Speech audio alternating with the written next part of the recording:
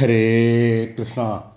സങ്കടം വന്ന് വാക്കുകൾ തൊണ്ടയിൽ കുരുങ്ങി ആരോടും ഒന്നും പറയുവാൻ സാധിക്കാതെ ചില നിമിഷങ്ങളില്ലേ, ഹൃദയം മാത്രം ഉള്ളിലിരുന്ന് വിതുമ്പുന്ന ആ നേരത്ത് നമ്മൾ ഒറ്റയ്ക്കല്ല. ഭഗവാൻ അവിടെ നമുക്കരികിൽ തന്നെയുണ്ട്.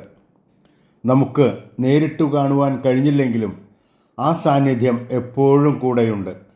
അതുകൊണ്ട് ജീവിതത്തിൽ വല്ലാതെ തളർന്നു പോകുമ്പോൾ ഭഗവാൻ എന്നെ മറന്നുപോയി എന്ന് ഒരിക്കലും നിങ്ങൾ കരുതരുത്.